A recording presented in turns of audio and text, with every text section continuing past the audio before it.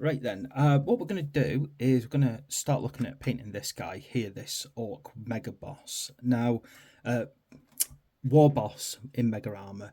Now, one thing you're going to have to learn when you're painting Orcs is you're going to have to get used to using a wide variety of paints, partly because they're not wearing just, even when they're wearing armor like this, they're not just wearing one piece of armor. They've got like massive clunks of armor. You can really experiment and play around with your one, basically suggesting that they've got these bits of metal from multiple sources. Other things that you need to consider is how much corrosion you want on them, and loads of other things that you have to consider while doing an orc. Now, we haven't quite yet got all the paints that I want to use for the orcs, but what we can do is we can get some core colours down. While you're doing this, you've got to think about some, real major things, like where are they getting their resources from? So if they're wearing leather, where are they getting that leather from? If they're getting it from squigs, then you can basically say, well, okay, actually I can be very bright with my leather colours because squigs can come in multiple colours. If they're getting it from skinning humans, then you can go for flesh colours. It's really up to you. So what you do need to do though is kind of really work out very early on your major colour groups. So let's take, for instance, something like Lead Belcher. Now, Lead Belcher is without a doubt a absolute core colour that you're going to have to get used to using if you're covering lots of armour. Now, another kind of question that arises is how much corrosion do you want on your models? This is a massive model, by the way, so I'm just going to focus purely on one little area for this tutorial. And it is just specifically, I'm going to aim for this shoulder pad here.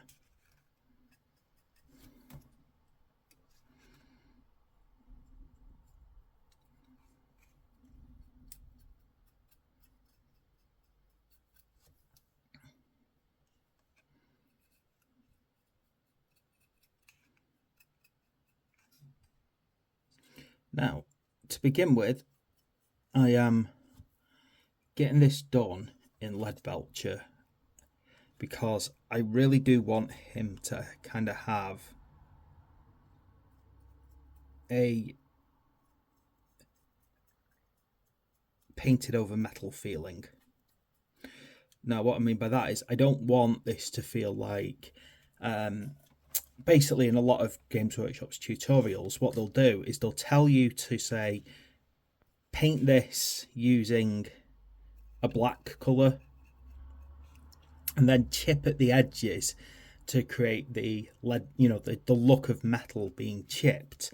However, that isn't the approach that I'm trying to go for. You see, I want to actually feel like this shoulder pad is made of metal, and then my orc is basically then going to, no other way to put it, has then painted over the top of it. Now that creates a very different approach to your actual painting then.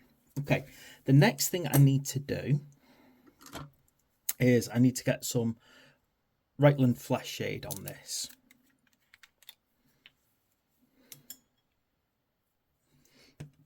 And then what I'm going to do is I'm actually going to get it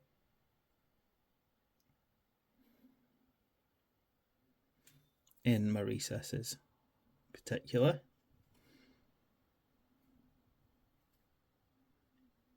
Like so.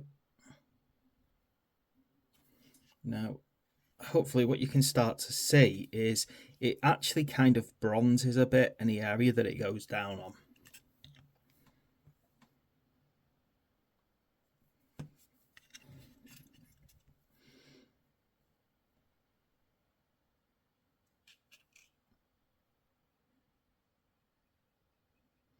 Now, I'm being careful not to put it over the whole shoulder pad, because if I do, my entire shoulder pad is going to end up a very bronzed colour, and I don't want it to be a very bronzed colour. I just want it to be a little bit dirty in certain places, particularly where, say, if it was raining, the water might fall. Okay, now I'm going to pause the camera for a little bit just to let that dry up. Okay, so my next little point now is I'm going to add some rusting to this. Now, basically, I have here Avalon Sunset, which is a paint that we got a bit early on in the collection. I'm not going to put too much on my brush, and I am actually going to wipe quite a lot of it off as well to get a more of a dry brushing effect. Now, I'm doing this because if you ever really look into rust and have a look at the colour of rust,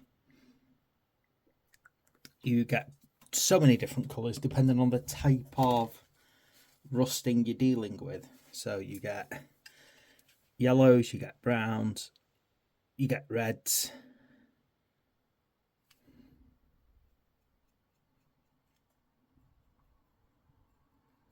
And the other thing is, how much rust do you want? Do you want to really feel like your model is completely rusting up? Early stages of rust. And that will kind of dictate the colours that you're using on it. And I'm hoping that's come across as on the camera that yellow is now on there.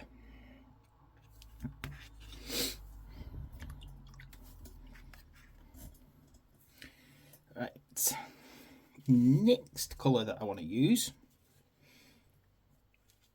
is actually this one here, Squig Orange, which is actually, when you look at it, it's quite a pinky coloured orange. It's actually closer to a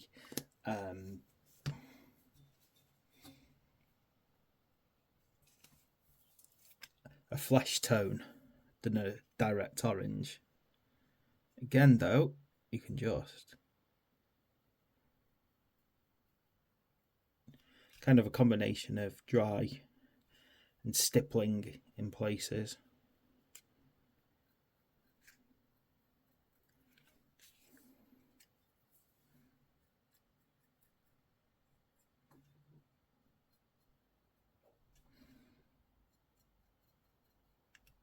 Like so, and you start, hopefully you'll start to see a kind of rusting effect coming along in just kind of key areas. Then I'm mainly trying to stick to quite a dry brush effect, so I'm wiping off on tissue as I go. If you want to, you could even get a bit of kind of chin flesh. However, I would say with something like this, it's a very deep brown, and it can potentially completely overpower all your other paints if you're not careful.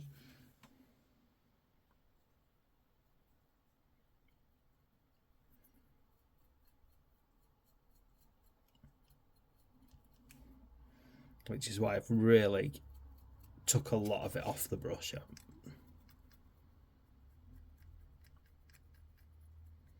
Now, if you've got some lighter browns or whatever else, you know, you could even make your own brown colours up to get them closer to rust colours. So get, like, if you want a vibrant orange, then mix some Avalon Sunset with some Mephiston red. I'm actually trying to create this rust effect only using paints that we've got so far in the Combat Patrol magazine. I'm kind of putting myself at a disadvantage in order to achieve that, you see. So it can be a bit difficult for me. I'm trying to just use the paints that I have to hand. Right, next little thing then is let's turn this guy into a Deathskull. Now, a Deathskull is a good idea to use McCrag Blue. Now, the only problem with this is I don't want this to feel like the best paint job in the world, but how do I put this? When you are not the greatest painter in the world, try and paint badly well. So I want to make this look like it's badly painted by an orc without it looking like I paint badly. Which, as far as I'm concerned, is a skill that you have to learn. So I'm actually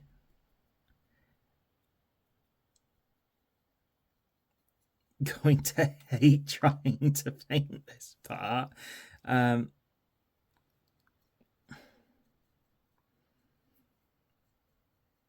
Because as you can see, I am not going to paint with long strokes.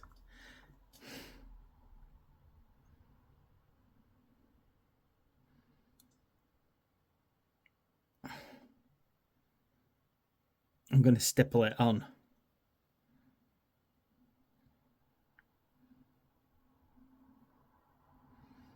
As I said, it's probably hard enough for an amazing painter to make something look badly painted. Make something well painted look badly painted. So I'm just doing a bad painter tries to paint badly. I might have to change the brush I'm using. I'm actually using quite an old brush here on purpose because I want to kind of get a lot of fraying going on.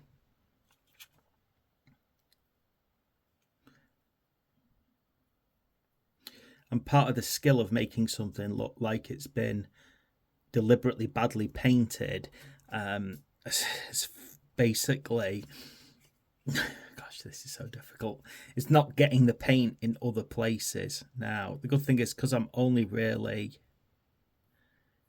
painting this one section, I'm not risking getting it anywhere else.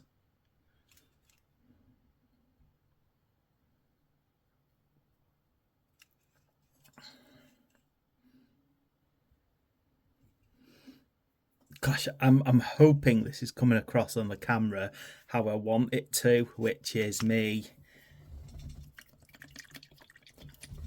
trying to create it so it looks like a bad paint job deliberately rather than because I lack skill.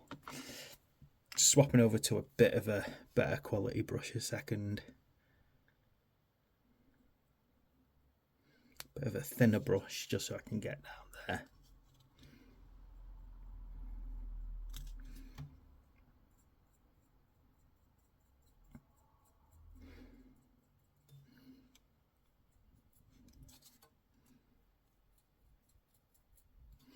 Okay, right.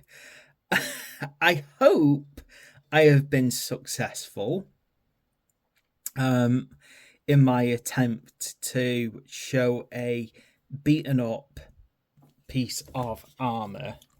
I hope I've succeeded.